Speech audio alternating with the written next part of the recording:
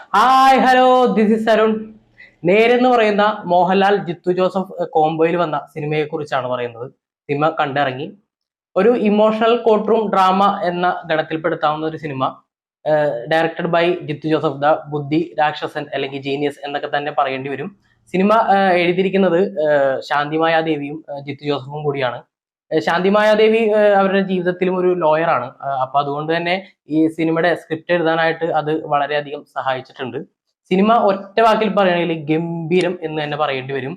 കാരണം ഒരു emotional court room drama എന്ന ഗണത്തിൽപ്പെടുത്താവുന്ന സിനിമ അതിനോട് പൂർണ്ണമായിട്ടും നീതി പുലർത്തി എന്ന് തന്നെ പറയേണ്ടി വരും.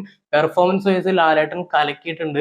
അതുപോലെ തന്നെ പ്രിയാമണി, സിദ്ദിഖ്, ജഗദീഷ്, അനുശ്വര, അങ്ങനെ ഗംഭീരമായൊരു ഒരു കാസ്റ്റ് ലിസ്റ്റ് ഉണ്ട്.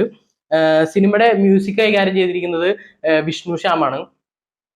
ഒരു പാട്ടാണ് സിനിമയിലുള്ളത്. അത് കറക്റ്റ് പ്ലേസിലാണ് ആ പാട്ട് വന്നിരിക്കുന്നത്. ബ്ലെൻഡ് ചെയ്ത് ഒരു തരത്തിലും ഒരു മുഴച്ചു നിൽക്കാത്ത ഒരു പാട്ടും അതുപോലെ തന്നെ സിനിമയെ കൂടുതൽ ലിഫ്റ്റ് ചെയ്യാനായിട്ട് സഹായിച്ചിട്ടുണ്ട്. BGM ഗംഭീരമായിട്ട് തന്നെ ചെയ്തിട്ടുണ്ട്. ക്യാമറ ചെയ്തിരിക്കുന്നത് സതീഷ് കുറുപ്പ്. ഈ സിനിമയുടെ പ്രൊമോഷന്റെ സമയത്ത് ജിത്തു ജോസഫ് പറഞ്ഞിരുന്നു, കോർട്ട് റൂമിലാണ് ഈ സിനിമയുടെ ഭൂരിഭാഗം രംഗങ്ങളും ചിത്രീകരിച്ചിരിക്കുന്നത്. അപ്പോൾ ആ കോർട്ട് റൂമിന്റെ പല ആംഗിളിൽ നിന്ന് ഒരേ സമയം ക്യാമറ വെച്ചിട്ട് ഷൂട്ട് ചെയ്തിരിക്കുന്നു എന്ന് പറഞ്ഞിട്ടുണ്ടായിരുന്നു.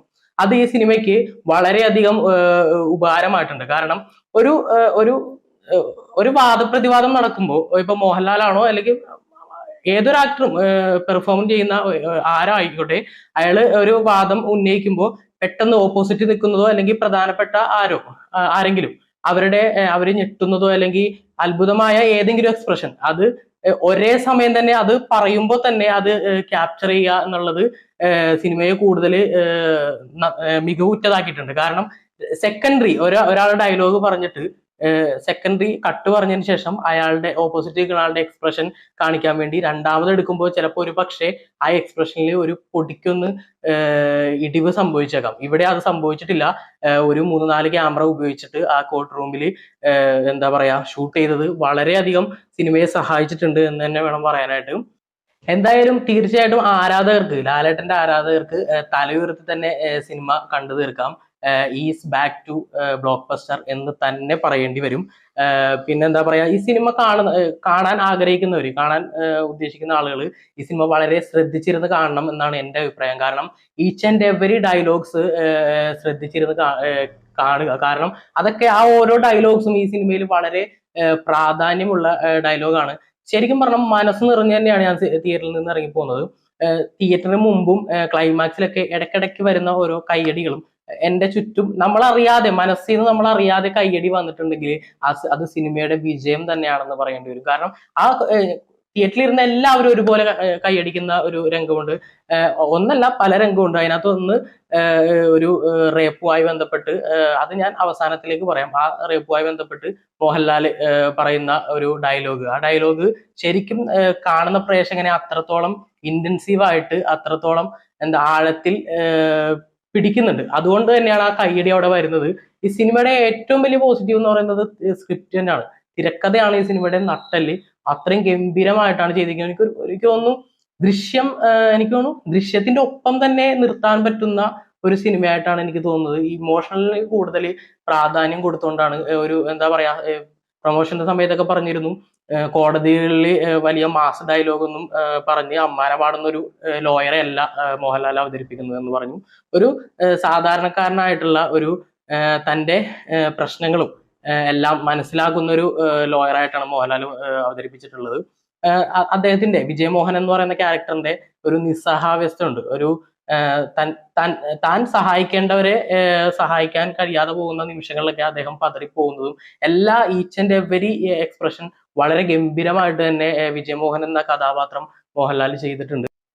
പെർഫോമൻസിൽ മറ്റെടുത്ത് പറയാവുന്നത് ജഗദീഷ്, അതുപോലെ തന്നെ അനശ്വര രാജൻ ഗംഭീരമായിട്ട് തന്നെ ചെയ്തിട്ടുണ്ട്. ഒരു ബ്ലൈൻഡ് ആയിട്ടുള്ള ക്യാരക്ടറാണ് അനശ്വര ചെയ്യുന്നത്. ജഗദീഷ് ഈ അടുത്ത കാലത്ത് അദ്ദേഹത്തിന്റെ ട്രാക്ക് നോക്കിക്കഴിഞ്ഞാൽ കാണാൻ കഴിയും. വ്യത്യസ്തമായ, അദ്ദേഹം പണ്ട് ചെയ്തിരുന്നതിനേക്കാൾ വ്യത്യസ്തമായ കുറെ നല്ല ക്യാരക്ടർ അദ്ദേഹത്തിനെ തേടി വരുന്നുണ്ട്. അത് മികച്ചതായിട്ട് പെർഫോം ചെയ്യുന്നുണ്ട്.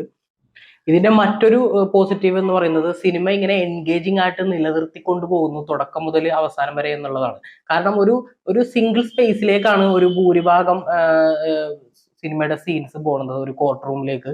അപ്പൊ ഒരു സിംഗിൾ സ്പേസിലേക്ക് പോകുമ്പോൾ ഒരുപാട് കട്ടുകൾ വേണ്ടി വരില്ല. ഒരു സിനിമാറ്റിക് എക്സ്പീരിയൻസ് ഒന്നും ചിലപ്പോൾ ഒരുപക്ഷെ സാധ്യമില്ലാതെ ഇരുന്ന സ്ഥലത്ത് നിന്ന് സിനിമ ഫുള്ളായിട്ട് ആദ്യം മുതൽ അവസാനം വരെ ഒരു എൻഗേജിങ് സ്വഭാവം നിലനിർത്തി പോകുന്നുണ്ട്.